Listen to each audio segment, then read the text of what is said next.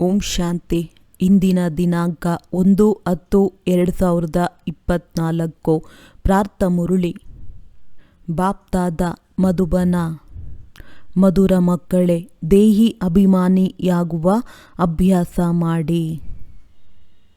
ಈ ಅಭ್ಯಾಸದಿಂದಲೇ ನೀವು ಪುಣ್ಯಾತ್ಮರಾಗಲು ಸಾಧ್ಯವಾಗುತ್ತದೆ. ಪ್ರಶ್ನೆ: ಯಾವ ಒಂದು ಜ್ಞಾನದ ಕಾರಣ ನೀವು ಮಕ್ಕಳು ಸದಾ ಹರ್ಷಿತರಾಗುತ್ತೀರಿ? ಉತ್ತರ: ನಿಮಗೆ ಜ್ಞಾನವೂ ಸಿಕ್ಕಿದೆ. ಈ ನಾಟಕವು ಬಹಳ ಅದ್ಭುತವಾಗಿ ಮಾಡಲ್ಪಟ್ಟಿದೆ. ಇದರಲ್ಲಿ ಪ್ರತಿಯೊಬ್ಬ ಪಾತ್ರಧಾರಿಯ ಅವಿನಾಶಿ ಪಾತ್ರವು ನಿಗದಿಯಾಗಿದೆ. ಎಲ್ಲರೂ ತಮ್ಮ ತಮ್ಮ ಪಾತ್ರವನ್ನು ಅಭಿನಯಿಸುತ್ತಿದ್ದಾರೆ. ಇದನ್ನು ತಿಳಿದ ಕಾರಣವೇ ನೀವು ಮಕ್ಕಳು ಸದಾ ಹರ್ಷಿತರಾಗಿರುತ್ತೀರಿ. ಪ್ರಶ್ನೆ: ಯಾವ ಒಂದು ಗುಣ ತಂದೆಯ ಹತ್ತಿರ ಮಾತ್ರ ಇದೆ, ಇನ್ಯಾರ ಬಳಿಯೂ ಇಲ್ಲ? ಉತ್ತರ: ದೇಹಿ ಅಭಿಮಾನಿಯಾಗುವ ಗುಣ ಒಬ್ಬ ತಂದೆಯ ಹತ್ತಿರ ಮಾತ್ರ ಇದೆ. ಏಕೆಂದರೆ ಅವರು ಸ್ವಯಂ ಸದಾ ದೇಹಿ ಆಗಿದ್ದಾರೆ, ಶ್ರೇಷ್ಠವಾಗಿದ್ದಾರೆ. ಈ ಗುಣ ಅಥವಾ ಕಲೆ ಮತ್ಯಾವ ಮನುಷ್ಯರಿಗೂ ಬರಲು ಸಾಧ್ಯವಿಲ್ಲ. ಓಂ ಶಾಂತಿ. ಆತ್ಮಿಕ ಮಕ್ಕಳು ಅರ್ಥಾತ್ ಆತ್ಮಗಳಿಗೆ ತಂದೆಯು ಕುಳಿತು ತಿಳಿಸುತ್ತಾರೆ. ತಮ್ಮನ್ನು ತಾವು ಆತ್ಮವೆಂದು ತಿಳಿಯಬೇಕಾಗಿದೆ ಎಲ್ಲವೇ. ತಂದೆಯು ಮಕ್ಕಳಿಗೆ ಮೊಟ್ಟಮೊದಲು ನಾವು ಆತ್ಮರಾಗಿದ್ದೇವೆ, ಈ ಶರೀರವಲ್ಲ ಎಂದು ಅಭ್ಯಾಸ ಮಾಡಿ ಎಂದು ತಿಳಿಸುತ್ತಾರೆ. ಯಾವಾಗ ನಮ್ಮನ್ನು ನಾವು ಆತ್ಮವೆಂದು ತಿಳಿಯುತ್ತೇವೆ, ಆಗಲೇ ಪರಮಾತ್ಮನನ್ನು ನೆನಪು ಮಾಡಲು ಸಾಧ್ಯವಾಗುತ್ತದೆ. ನಮ್ಮನ್ನು ನಾವು ಆತ್ಮವೆಂದು ತಿಳಿಯಲಿಲ್ಲವೆಂದರೆ ಅವಶ್ಯವಾಗಿ ಲೌಕಿಕ ಸಂಬಂಧಿ ಬರುತ್ತಾ ಇರುತ್ತದೆ. ಆ ಕಾರಣ ಮೊಟ್ಟಮೊದಲು ಇದೇ ಅಭ್ಯಾಸವನ್ನು ಮಾಡಬೇಕು, ನಾನು ಆತ್ಮನಾಗಿದ್ದೇನೆ ಎಂದು. ಆಗ ಆತ್ಮೀಯ ತಂದೆಯ ನೆನಪು ಇರುತ್ತದೆ. ತಂದೆಯು ಈ ಶಿಕ್ಷಣವನ್ನು ಕೊಡುತ್ತಾರೆ. ನಮ್ಮನ್ನು ನಾವು ದೇಹವೆಂದು ತಿಳಿಯಬಾರದು. ಈ ಜ್ಞಾನವನ್ನು ಇಡೀ ಕಲ್ಪದಲ್ಲಿ ಒಮ್ಮೆ ಮಾತ್ರವೇ ತಿಳಿಸುತ್ತಾರೆ. ಪುನಃ 5000 ವರ್ಷಗಳ ನಂತರ ಈ ಜ್ಞಾನವು ಸಿಗುತ್ತದೆ. ತನ್ನನ್ನು ಆತ್ಮನೆಂದು ತಿಳಿಯುವುದರಿಂದ ತಂದೆಯ ನೆನಪೂ ಸಹ ಬರುತ್ತದೆ. ಅರ್ಧಕಲ್ಪ ತನ್ನನ್ನು ದೇಹವೆಂದು ತಿಳಿದುಕೊಂಡಿದ್ದೀರಿ. ಈಗ ತನ್ನನ್ನು ತಾನು ಆತ್ಮವೆಂದು ತಿಳಿಯಬೇಕು. ಹೇಗೆ ನೀವು ಆತ್ಮಗಳಾಗಿದ್ದೀರಿ, ಹಾಗೆಯೇ ನಾನು ಸಹ ಆತ್ಮನಾಗಿದ್ದೇನೆ. ಆದರೆ ನಾನು ಶ್ರೇಷ್ಠವಾಗಿದ್ದೇನೆ, ನಾನು ಆತ್ಮನಾಗಿದ್ದೇನೆ. ನನಗೆ ಯಾವುದೇ ದೇಹದ ನೆನಪು ಬರುವುದೇ ಇಲ್ಲ. ಈ ಬ್ರಹ್ಮ ಶರೀರಧಾರಿಯಾಗಿದ್ದಾರೆ, ತಂದೆಯು ನಿರಾಕಾರನಾಗಿದ್ದಾರೆ. ಈ ಪ್ರಜಾಪಿತ ಬ್ರಹ್ಮ ಸಾಕಾರಿಯಾಗುತ್ತಾರೆ. ಶಿವ ತಂದೆಯ ವಾಸ್ತವಿಕ ಹೆಸರು ಶಿವ ಎಂದಾಗಿದೆ. ಅವರು ಆತ್ಮವೇ ಆಗಿದ್ದಾರೆ. ಕೇವಲ ಶ್ರೇಷ್ಠಾತಿಶ್ರೇಷ್ಠ ಅಥವಾ ಪರಮ ಆತ್ಮನಾಗಿದ್ದೇನೆ. ಕೇವಲ ಈ ಸಮಯದಲ್ಲಿಯೇ ಬಂದು ಬ್ರಹ್ಮನ ಶರೀರದಲ್ಲಿ ಪ್ರವೇಶ ಮಾಡುತ್ತೇನೆ ಎಂದು ಹೇಳುತ್ತಾರೆ. ತಂದೆಯು ಎಂದೂ ದೇಹದ ಅಭಿಮಾನದಲ್ಲಿ ಬರುವುದಿಲ್ಲ. ದೇಹದ ಅಭಿಮಾನಿಗಳು ಸಾಕಾರಿ ಮನುಷ್ಯರಾಗಿರುತ್ತಾರೆ. ತಂದೆಯು ನಿರಾಕಾರನಾಗಿದ್ದಾರೆ. ಅವರು ಬಂದು ಈ ಅಭ್ಯಾಸವನ್ನು ಮಾಡಿಸುತ್ತಾರೆ. ತಂದೆಯು ತಿಳಿಸುತ್ತಾರೆ, ತಮ್ಮನ್ನು ತಾವು ಆತ್ಮನೆಂದು ತಿಳಿಯಿರಿ. ನಾನು ಆತ್ಮನಾಗಿದ್ದೇನೆ, ಆತ್ಮನಾಗಿದ್ದೇನೆ. ಈ ಪಾಠವನ್ನು ಕುಳಿತು ಅಭ್ಯಾಸವನ್ನು ಮಾಡಬೇಕು. ನಾನು ಆತ್ಮ ಶಿವ ತಂದೆಯ ಮಗುವಾಗಿದ್ದೇನೆ. ಪ್ರತಿಯೊಂದು ಮಾತಿನ ಅಭ್ಯಾಸವಿರಬೇಕು. ತಂದೆಯು ಯಾವುದೇ ಹೊಸ ಮಾತನ್ನು ತಿಳಿಸುವುದಿಲ್ಲ. ನೀವು ಯಾವಾಗ ತನ್ನನ್ನು ಆತ್ಮನೆಂದು ಪಕ್ಕಾ ನಿಶ್ಚಯ ಮಾಡಿಕೊಳ್ಳುತ್ತೀರೋ ಆಗ ತಂದೆಯ ನೆನಪು ಪಕ್ಕಾ ಇರುತ್ತದೆ. ದೇಹದ ಅಭಿಮಾನವಿದ್ದರೆ ತಂದೆಯನ್ನು ನೆನಪು ಮಾಡಲು ಸಾಧ್ಯವಿಲ್ಲ. ಅರ್ಧಕಲ್ಪ ನಿಮ್ಮಲ್ಲಿ ದೇಹದ ಅಹಂಕಾರವಿರುತ್ತದೆ.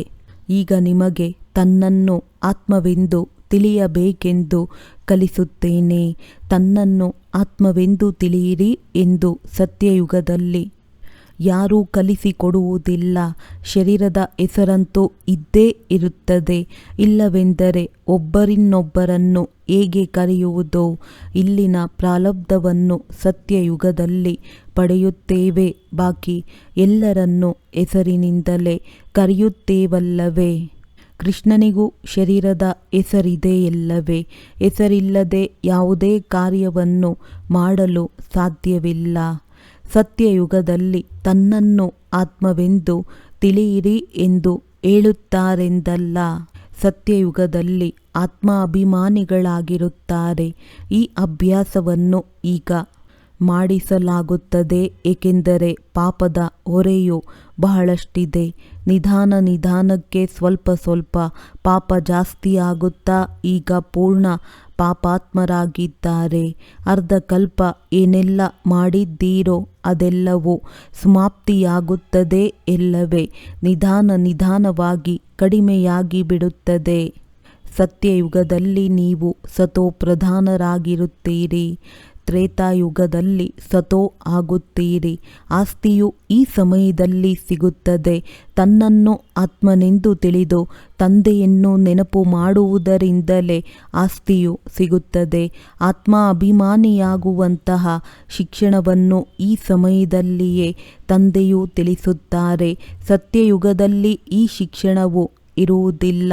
ತಮ್ಮ ಹೆಸರಿನ ಮೇಲೆ ನಡೆಯುತ್ತದೆ.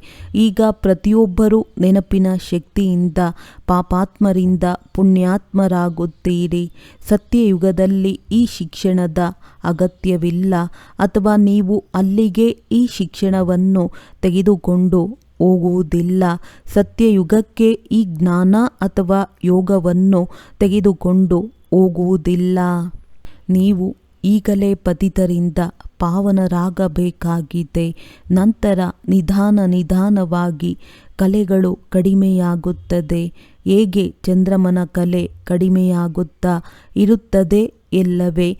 ಆದರೆ ಇದರಲ್ಲಿ ಗೊಂದಲವಾಗಬಾರದು. ಏನಾದರೂ ಅರ್ಥವಾಗಿಲ್ಲವೆಂದರೆ ಕೇಳಿ.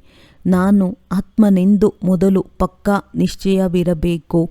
ಈಗ ನಿಮ್ಮ ಆತ್ಮವೇ ತಮೋ ಪ್ರಧಾನವಾಗಿದೆ. ಮೊದಲು ಸತೋ ಪ್ರಧಾನವಾಗಿತ್ತು. ಪ್ರತಿದಿನ ಕಲೆಗಳು ಕಡಿಮೆಯಾಗುತ್ತಿರುತ್ತದೆ. ನಾನು ಆತ್ಮನಾಗಿದ್ದೇನೆ. ಇದು ಪಕ್ಕಾ ಆಗದೇ ಇರುವ ಕಾರಣ ತಂದೆಯನ್ನು ಮರೆಯುತ್ತೇವೆ. ಮೊದಲಿನ ಮುಖ್ಯವಾದ ಮಾತು ಇದೇ ಆಗಿದೆ. ಆತ್ಮ ಅಭಿಮಾನಿಗಳಾಗುವುದರಿಂದ ತಂದೆಯ ನೆನಪು ಮತ್ತು ಆಸ್ತಿಯ ನೆನಪು ಬರುತ್ತದೆ. ಆಸ್ತಿಯ ನೆನಪಾಗುವುದರಿಂದ ಪವಿತ್ರರೂ ಸಹ ಆಗುತ್ತೀರಿ. ದೈವಿ ಗುಣಗಳೂ ಸಹ ಧಾರಣೆಯಾಗುತ್ತದೆ. ಗುರಿ ಉದ್ದೇಶವು ಮುಂದಿದೆ. ಇದು ಈಶ್ವರೀಯ ವಿಶ್ವವಿದ್ಯಾಲಯವಾಗಿದೆ. ಇಲ್ಲಿ ಭಗವಂತ ಓದಿಸುತ್ತಿದ್ದಾರೆ. ದೇಹಿ ಅಭಿಮಾನಿಗಳನ್ನಾಗಿಯೂ ಸಹ ಅವರೇ ಮಾಡಲು ಸಾಧ್ಯ. ಮತ್ಯಾರೂ ಈ ಕಲೆಯನ್ನು ತಿಳಿದುಕೊಂಡಿಲ್ಲ. ಒಬ್ಬ ತಂದೆಯೇ ಕಲಿಸುತ್ತಾರೆ. ಬ್ರಹ್ಮರವರೂ ಸಹ ಪುರುಷಾರ್ಥ ಮಾಡುತ್ತಾರೆ. ತಂದೆಯು ಆತ್ಮ ಅಭಿಮಾನಿಯಾಗುವ ಪುರುಷಾರ್ಥವನ್ನು ಮಾಡುವ ಅಗತ್ಯವಿಲ್ಲ. ಏಕೆಂದರೆ ಅವರು ಎಂದೂ ದೇಹವನ್ನು ಪಡೆದುಕೊಳ್ಳುವುದೇ ಇಲ್ಲ. ಅವರು ನಿಮ್ಮನ್ನು ದೇಹಿ ಅಭಿಮಾನಿಯನ್ನಾಗಿ ಮಾಡಲು ಕೇವಲ ಈ ಸಮಯದಲ್ಲಿ ಬರುತ್ತಾರೆ. ಯಾರ ತಲೆಯಲ್ಲಿ ಯೋಚನೆ ಇರುತ್ತದೆಯೋ ಅವರು ಹೇಗೆ ನಿದ್ರೆ ಮಾಡಲು ಸಾಧ್ಯ ಎಂಬ ನಾಣ್ಣುಡಿ ಇದೆ. ವ್ಯವಹಾರ ಅತಿಯಾದಾಗ ಸಮಯವು ಸಿಗುವುದಿಲ್ಲ, ಮತ್ತು ಯಾರಿಗೆ ಸಮಯವಿರುತ್ತದೆಯೋ ಅವರು ತಂದೆಯ ಬಳಿ ಪುರುಷಾರ್ಥವನ್ನು ಮಾಡಲು ಬರುತ್ತಾರೆ. ಕೆಲವರು ಹೊಸಬ್ಬರೂ ಸಹ ಬರುತ್ತಾರೆ. ಈ ಜ್ಞಾನವು ಬಹಳ ಚೆನ್ನಾಗಿದೆ ಎಂದು ಅರಿತುಕೊಳ್ಳುತ್ತಾರೆ. ತಂದೆಯಾದ ನನ್ನನ್ನು ನೆನಪು ಮಾಡಿದ್ದೇ ಆದರೆ ನಿಮ್ಮ ವಿಕರ್ಮ ವಿನಾಶವಾಗುತ್ತದೆ ಎಂಬ ಅಕ್ಷರವು ಗೀತೆಯಲ್ಲಿದೆ. ತಂದೆಯು ಇದನ್ನೇ ತಿಳಿಸಿಕೊಡುತ್ತಾರೆ. ತಂದೆಯು ಯಾರನ್ನೂ ದೂಷಿಸುವುದಿಲ್ಲ. ನೀವು ಪತಿತರಿಂದ ಪಾವನರಾಗಲೇಬೇಕಾಗಿದೆ ಮತ್ತು ನಾನು ಬಂದು ಪತಿತರಿಂದ ಪಾವನರನ್ನಾಗಿ ಮಾಡಲೇಬೇಕಾಗಿದೆ. ಇದು ಮಾಡಲ್ಪಟ್ಟಂತಹ ನಾಟಕವಾಗಿದೆ. ಇದರಲ್ಲಿ ಯಾರನ್ನೂ ನಿಂದನೆ ಮಾಡುವ ಅವಶ್ಯಕತೆಯೇ ಇಲ್ಲ. ನೀವು ಮಕ್ಕಳು ಜ್ಞಾನವನ್ನು ಚೆನ್ನಾಗಿ ತಿಳಿದುಕೊಂಡಿದ್ದೀರಿ. ಮತ್ಯಾರೂ ಸಹ ಈಶ್ವರನನ್ನು ತಿಳಿದುಕೊಂಡೇ ಇಲ್ಲ. ಆದ್ದರಿಂದ ಅವರನ್ನು ನಿರ್ಧನಿಕರು, ನಾಸ್ತಿಕರು ಎಂದು ಕರೆಯಲಾಗುತ್ತದೆ. ತಂದೆಯು ನಿಮ್ಮನ್ನು ಎಷ್ಟೊಂದು ಬುದ್ಧಿವಂತರನ್ನಾಗಿ ಮಾಡುತ್ತಾರೆ. ಶಿಕ್ಷಕನ ರೂಪದಲ್ಲಿ ಶಿಕ್ಷಣವನ್ನು ನೀಡುತ್ತಾರೆ. ಈ ಸೃಷ್ಟಿ ಚಕ್ರವು ಹೇಗೆ ಸುತ್ತುತ್ತದೆ ಮುಂತಾದ ಶಿಕ್ಷಣವು ಸಿಗುವುದರಿಂದ ನೀವು ಸುಧಾರಣೆಯನ್ನು ಹೊಂದುತ್ತೀರಿ. ಭಾರತ ಯಾವುದು ಶಿವಾಲಯವಾಗಿತ್ತೋ ಅದೇ ಈಗ ವೇಶ್ಯಾಲಯವಾಗಿದೆಯಲ್ಲವೇ? ಇದರಲ್ಲಿ ನಿಂದನೆಯ ಮಾತೇ ಇಲ್ಲ.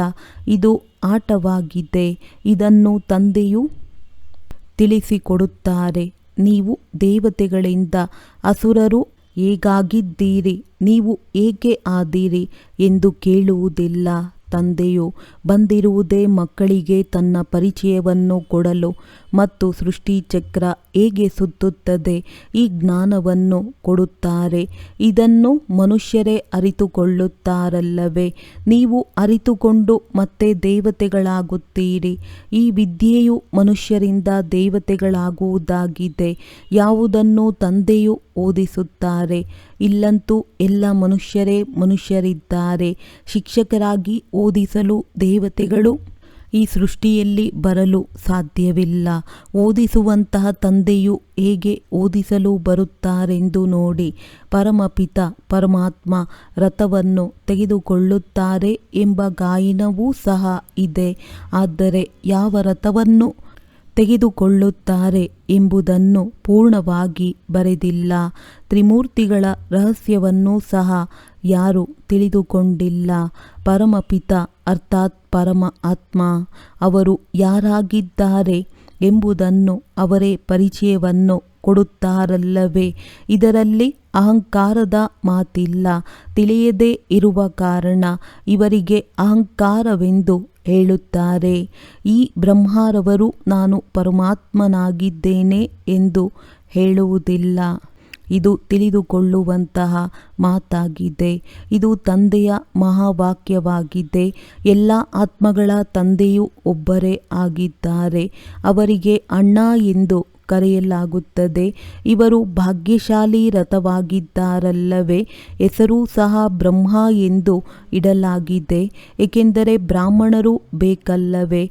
ಆದಿದೇವ ಪ್ರಜಾಪಿತ ಬ್ರಹ್ಮನಾಗಿದ್ದಾರೆ. ಪ್ರಜೆಗಳ ಪಿತ ಈಗ ದತ್ತು ಮಾಡಿಕೊಳ್ಳುವುದಿಲ್ಲವೆಂದು ಮಕ್ಕಳಿಗೆ ಶಿವತಂದೆಯು ತಿಳಿಸುತ್ತಾರೆ. ನೀವೆಲ್ಲ ಆತ್ಮರು ಸದಾಕಾಲ ನನ್ನ ಮಕ್ಕಳೇ ಆಗಿರುತ್ತೀರಿ. ನಾನು ನಿಮ್ಮನ್ನು ಮಕ್ಕಳನ್ನಾಗಿ ಮಾಡಿಕೊಳ್ಳುವುದಿಲ್ಲ. ನಾನು ನೀವು ಆತ್ಮರ ಅನಾದಿ ತಂದೆಯಾಗಿದ್ದೇನೆ. ತಂದೆಯು ಎಷ್ಟು ಚೆನ್ನಾಗಿ ತಿಳಿಸಿಕೊಡುತ್ತಾರೆ. ತನ್ನನ್ನು ಆತ್ಮನೆಂದು ತಿಳಿಯಿರಿ. ಹಳೆಯ ಪ್ರಯಾಸ ಮಾಡುತ್ತೀರಿ. ನಾವು ಮರಳಿ ಈ ಪ್ರಪಂಚದಿಂದ ಹೋಗುತ್ತಿದ್ದೇವೆ ಎಂದು ಬುದ್ಧಿಯಿಂದ ತಿಳಿದುಕೊಂಡಿದ್ದೀರಿ. ಸನ್ಯಾಸ ಮಾಡಿ ಕಾಡಿನಲ್ಲಿ ಹೋಗಬೇಕಾಗಿದೆ ಎಂಬ ಮಾತಿಲ್ಲ. ಇಡೀ ಪ್ರಪಂಚದ ಸನ್ಯಾಸ ಮಾಡಿ ನಾವು ನಮ್ಮ ಮನೆಗೆ ಹೋಗುತ್ತೇವೆ. ಆದ್ದರಿಂದ ಯಾವುದೇ ವಸ್ತುವಿನ ನೆನಪು ಬರಬಾರದು. ಒಬ್ಬ ತಂದೆಯ ವಿನಃ ಯಾವುದೇ ವಸ್ತುವಿನ ನೆನಪು ಬರಬಾರದು. 60 ವರ್ಷಗಳ ಆಯಸ್ಸು ಆಗಿದೆ ಎಂದರೆ ಶಬ್ದದಿಂದ ದೂರವಾಗಿ ವಾನಪ್ರಸ್ಥದಲ್ಲಿ ಹೋಗುವ ಪುರುಷಾರ್ಥ ಮಾಡಬೇಕು. ವಾಸ್ತವದಲ್ಲಿ ವಾನಪ್ರಸ್ಥದ ಮಾತು ಈ ಸಮಯದ್ದಾಗಿದೆ. ಭಕ್ತಿ ಮಾರ್ಗದಲ್ಲಿ ವಾನಪ್ರಸ್ಥದ ಬಗ್ಗೆ ಯಾರೂ ತಿಳಿದಿಲ್ಲ. ವಾನಪ್ರಸ್ಥದ ಅರ್ಥವನ್ನು ತಿಳಿಸಲು ಸಾಧ್ಯವಿಲ್ಲ. ವಾನಪ್ರಸ್ಥವೆಂದರೆ ಶಬ್ದದಿಂದ ದೂರವಾಗಿ ಮೂಲವತನಕ್ಕೆ ಹೋಗುವುದಾಗಿದೆ. ಅಲ್ಲಿ ಎಲ್ಲ ಆತ್ಮರು ನಿವಾಸ ಮಾಡುತ್ತಾರೆಂದಾಗ ವಾನಪ್ರಸ್ಥ ಸ್ಥಿತಿಯಾಗಿರುತ್ತದೆ. ಎಲ್ಲರೂ ಮನೆಗೆ ಹೋಗಬೇಕಾಗಿದೆ. ಆತ್ಮವು ಭ್ರುಕುಟಿಯ ಮಧ್ಯದಲ್ಲಿ ಹೊಳೆಯುತ್ತಿರುವ ನಕ್ಷತ್ರವಾಗಿದೆ ಎಂಬುದನ್ನು ಶಾಸ್ತ್ರದಲ್ಲಿ ತೋರಿಸಿದ್ದಾರೆ. ಕೆಲವರು ಆತ್ಮ ಅಂಗುಷ್ಟಾಕಾರವಾಗಿದೆ ಎಂದು ತಿಳಿದಿದ್ದಾರೆ. ಅಂಗುಷ್ಟಾಕಾರವನ್ನೇ ನೆನಪು ಮಾಡುತ್ತಾರೆ. ನಕ್ಷತ್ರವನ್ನು ಹೇಗೆ ನೆನಪು ಮಾಡುವುದು? ಪೂಜೆಯನ್ನು ಹೇಗೆ ಮಾಡುವುದು? ನೀವು ದೇಹಾಭಿಮಾನದಲ್ಲಿ ಯಾವಾಗ ಬರುತ್ತೀರೋ ಆಗ ಪೂಜಾರಿಗಳಾಗುತ್ತೀರಿ ಎಂದು ತಂದೆಯು ತಿಳಿಸುತ್ತಾರೆ. ಇದಕ್ಕೆ ಭಕ್ತಿಯ ವಿಸ್ತಾರವೆಂದು ಕರೆಯಲಾಗುತ್ತದೆ. ಜ್ಞಾನದ ವಿಸ್ತಾರವೇ ಬೇರೆಯಾಗಿದೆ. ಜ್ಞಾನ ಮತ್ತು ಭಕ್ತಿ ಒಟ್ಟಿಗೆ ಇರಲು ಸಾಧ್ಯವಿಲ್ಲ. ಹಗಲು ಮತ್ತು ರಾತ್ರಿ ಒಟ್ಟಿಗೆ ಇರಲು ಸಾಧ್ಯವಿಲ್ಲ. ಸುಖಕ್ಕೆ ಹಗಲೆಂದು ಹೇಳಲಾಗುತ್ತದೆ. ದುಃಖ ಅರ್ಥಾತ್ ಭಕ್ತಿಗೆ ರಾತ್ರಿ ಎಂದು ಹೇಳಲಾಗುತ್ತದೆ. ಪ್ರಜಾಪಿತ ಬ್ರಹ್ಮರವರ ಹಗಲು ಮತ್ತು ರಾತ್ರಿ ಎಂದು ಕರೆಯಲಾಗುತ್ತದೆ. ಪ್ರಜೆಗಳು ಮತ್ತೆ ಬ್ರಹ್ಮರವರು ಒಟ್ಟಿಗೆ ಇರುತ್ತಾರಲ್ಲವೇ? ನಾವು ಬ್ರಾಹ್ಮಣರೇ ಅರ್ಧಕಲ್ಪ ಸುಖವನ್ನು ಭೋಗಿಸುತ್ತೇವೆ, ನಂತರ ಅರ್ಧಕಲ್ಪ ದುಃಖವನ್ನು ಭೋಗಿಸುತ್ತೇವೆ ಎಂಬುದನ್ನು ನೀವು ತಿಳಿದುಕೊಂಡಿದ್ದೀರಿ. ಇದು ಬುದ್ಧಿಯಿಂದ ತಿಳಿದುಕೊಳ್ಳುವ ಮಾತುಗಳಾಗಿವೆ. ಎಲ್ಲರೂ ತಂದೆಯನ್ನು ನೆನಪು ಮಾಡಲು ಸಾಧ್ಯವಿಲ್ಲ. ಆದರೂ ಸಹ ತಂದೆಯು ತನ್ನನ್ನು ಆತ್ಮನೆಂದು ತಿಳಿದು ನನ್ನನ್ನು ನೆನಪು ಮಾಡಿ ಎಂದು ತಾವಾಗಿಯೇ ತಿಳಿಸುತ್ತಿರುತ್ತಾರೆ. ಇದರಿಂದ ನೀವು ಪಾವನರಾಗಿ ಬಿಡುತ್ತೀರಿ. ಈ ಸಂದೇಶವನ್ನು ಎಲ್ಲರಿಗೂ ತಲುಪಿಸುವ ಸೇವೆಯನ್ನು ಮಾಡಬೇಕು. ಯಾರು ಸೇವೆಯನ್ನೇ ಮಾಡುವುದಿಲ್ಲವೋ ಅವರು ಹೂಗಳಾಗುವುದಿಲ್ಲ. ಹೂದೋಟದ ಮಾಲಿ ತೋಟಕ್ಕೆ ಬರುತ್ತಾರೆಂದರೆ ಅವರ ಮುಂದೆ ಹೂಗಳೇ ಕಾಣಿಸಬೇಕು. ಯಾರು ಸೇವಾದಾರಿಗಳಾಗಿದ್ದಾರೆಯೋ ಅವರು ಅನೇಕರ ಕಲ್ಯಾಣವನ್ನು ಮಾಡುತ್ತಾರೆ. ಯಾರಿಗೆ ದೇಹಾಭಿಮಾನವಿದೆ ಅವರು ನಾನು ಹೂ ಆಗಿಲ್ಲ ಎಂದು ತಾವೇ ತಿಳಿದುಕೊಳ್ಳುತ್ತಾರೆ. ತಂದೆಯ ಮುಂದೆ ಒಳ್ಳೊಳ್ಳೆಯ ಹೂಗಳು ಕುಳಿತಿದ್ದಾರೆ. ತಂದೆಯ ದೃಷ್ಟಿ ಅವರ ಮೇಲೆ ಹೋಗುತ್ತದೆ. ಜ್ಞಾನ ಮುರುಳಿಯ ನರ್ತನವು ಸಹ ಚೆನ್ನಾಗಿ ನಡೆಯುತ್ತದೆ. ಶಾಲೆಯಲ್ಲಿಯೂ ಸಹ ಶಿಕ್ಷಕರಿಗೆ ಯಾರು ಮೊದಲನೇ ದರ್ಜೆಯವರು, ಯಾರು ಎರಡನೆಯವರು, ಮೂರನೆಯವರು ಎಂಬುದನ್ನು ತಿಳಿದುಕೊಂಡಿರುತ್ತಾರಲ್ಲವೇ? ತಂದೆಯ ಗಮನವೂ ಸಹ ಸೇವಾದಾರಿ ಮಕ್ಕಳ ಕಡೆ ಇರುತ್ತದೆ. ಅವರೇ ಹೃದಯವನ್ನೇರುತ್ತಾರೆ. ಸೇವಾ ಭಂಗವನ್ನು ಮಾಡುವವರು ತಂದೆಯ ಹೃದಯವನ್ನು ಏರಲು ಸಾಧ್ಯವಿಲ್ಲ. ತಂದೆಯು ಮೊಟ್ಟ ಮೊದಲನೆಯ ಮಾತನ್ನು ತಿಳಿಸಿಕೊಡುತ್ತಾರೆ. ತನ್ನನ್ನು ಆತ್ಮನೆಂದು ನಿಶ್ಚಯ ಮಾಡಿಕೊಳ್ಳಿ. ಆಗ ತಂದೆಯ ನೆನಪು ಉಳಿಯುತ್ತದೆ.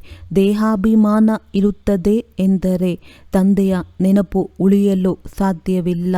ಲೌಕಿಕ ವ್ಯಾಪಾರ, ಉದ್ಯೋಗ, ಲೌಕಿಕ ಸಂಬಂಧಿಗಳ ಕಡೆ ಬುದ್ಧಿಯು ಹೊರಟು ಹೋಗುತ್ತದೆ. ಆತ್ಮ ಅಭಿಮಾನಿಗಳಾಗುವುದರಿಂದ ಪಾರಲೌಕಿಕ ತಂದೆಯ ನೆನಪು ಬರುತ್ತದೆ. ತಂದೆಯನ್ನು ಬಹಳ ಪ್ರೀತಿಯಿಂದ ನೆನಪು ಮಾಡಬೇಕು. ತನ್ನನ್ನು ಆತ್ಮನೆಂದು ತಿಳಿಯಬೇಕು. ಇದರಲ್ಲಿಯೇ ಪರಿಶ್ರಮವಿದೆ. ಇದಕ್ಕಾಗಿ ಏಕಾಂತ ಬೇಕಾಗಿದೆ. 7 ದಿನಗಳ ಬಟ್ಟಿಯ ಕೋರ್ಸ್ ಬಹಳ ಕಠಿಣವಾಗಿರುತ್ತದೆ. ಆ ಸಂದರ್ಭದಲ್ಲಿ ಯಾರದೇ ನೆನಪು ಬರಬಾರದು. ಆ ಸಮಯದಲ್ಲಿ ಯಾರಿಗೂ ವ್ರತವನ್ನೂ ಸಹ ಬರೆಯಬಾರದು. ಪ್ರಾರಂಭದಲ್ಲಿ ಈ ರೀತಿಯ ಬಟ್ಟಿ ನಡೆದಿತ್ತು. ಆದರೆ ಎಲ್ಲರನ್ನೂ ಇಲ್ಲಿಯೇ ಇಟ್ಟುಕೊಳ್ಳಲು ಸಾಧ್ಯವಿಲ್ಲ. ಆದ್ದರಿಂದ ಮನೆಯಲ್ಲಿಯೇ ಇದ್ದು ಅಭ್ಯಾಸ ಮಾಡಿ ಎಂದು ಹೇಳಲಾಗುತ್ತದೆ. ಭಕ್ತರು ಸಹ ಭಕ್ತಿಯನ್ನು ಮಾಡಲು ಬೇರೆ ಪೂಜಾ ರೂಮನ್ನು ಮಾಡಿರುತ್ತಾರೆ.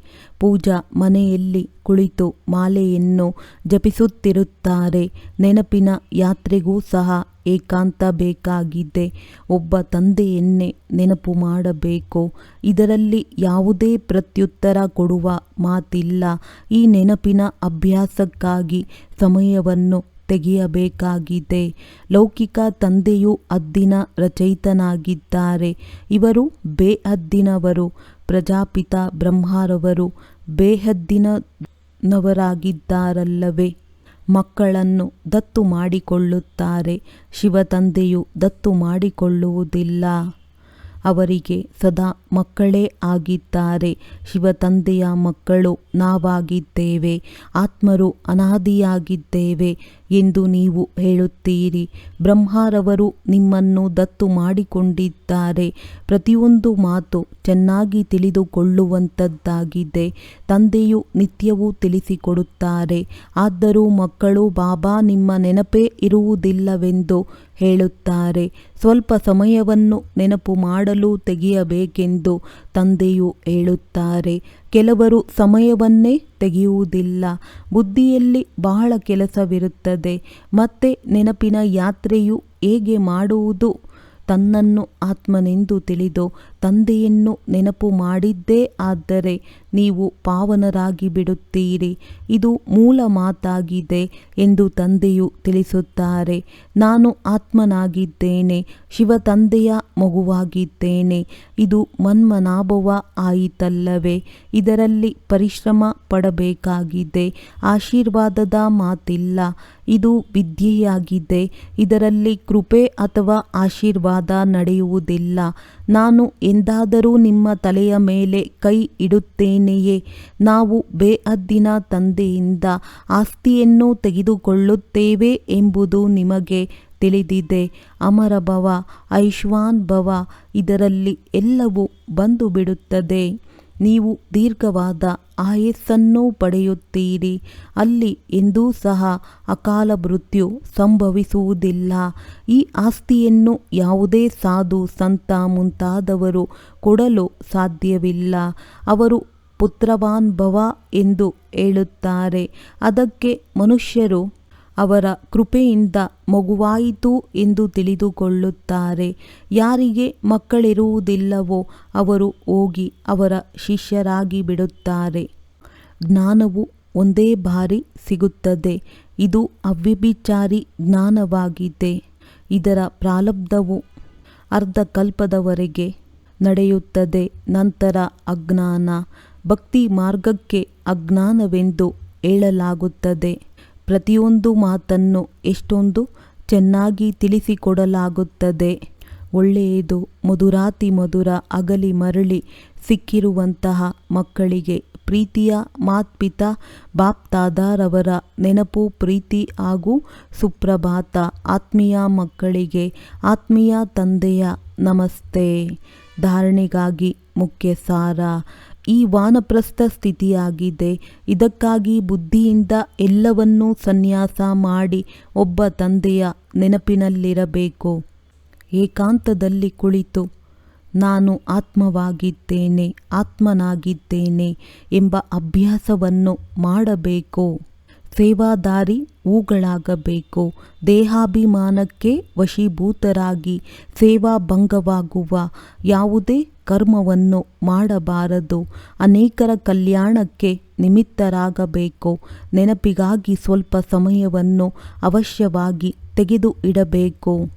ವರದಾನ: ಪರಮಾತ್ಮ ಜ್ಞಾನದ ನವೀನತೆ, ಪವಿತ್ರತೆಯನ್ನು ಧಾರಣೆ ಮಾಡುವಂತಹ ಸರ್ವ ಸೆಳೆತಗಳಿಂದ ಮುಕ್ತಭವ. ಈ ಪರಮಾತ್ಮ ಜ್ಞಾನದ ನವೀನತೆಯಾಗಿದೆ ಪವಿತ್ರತೆ. ಹೆಮ್ಮೆಯಿಂದ ಹೇಳುವಿರಿ, ಬೆಂಕಿ ಮತ್ತು ಹತ್ತಿ ಒಂದೇ ಕಡೆ ಇದ್ದರೂ ಸಹ ಬೆಂಕಿ ತಾಕುವುದಿಲ್ಲ. ಇಡೀ ವಿಶ್ವದವರೆಗೆ ನಿಮ್ಮದು ಈ ಚಾಲೆಂಜ್ ಆಗಿದೆ. ಪವಿತ್ರತೆಯ ವಿನಃ ಜ್ಞಾನಿ ಅಥವಾ ಯೋಗಿ ಆತ್ಮ ಆಗಲು ಸಾಧ್ಯವಿಲ್ಲ. ಆದ್ದರಿಂದ ಪವಿತ್ರತೆ ಅರ್ಥಾತ್ ಸಂಪೂರ್ಣ ಸೆಳೆತದಿಂದ ಮುಕ್ತ. ಯಾವುದೇ ವ್ಯಕ್ತಿ ಅಥವಾ ಸಾಧನಗಳೆಂದಿಗೂ ಸೆಳೆತ ಇರಬಾರದು. ಇಂತಹ ಪವಿತ್ರತೆಯ ಮೂಲಕವೇ ಪ್ರಕೃತಿಯನ್ನು ಪಾವನ ಮಾಡುವಂತಹ ಸೇವೆ ಮಾಡಲು ಸಾಧ್ಯ.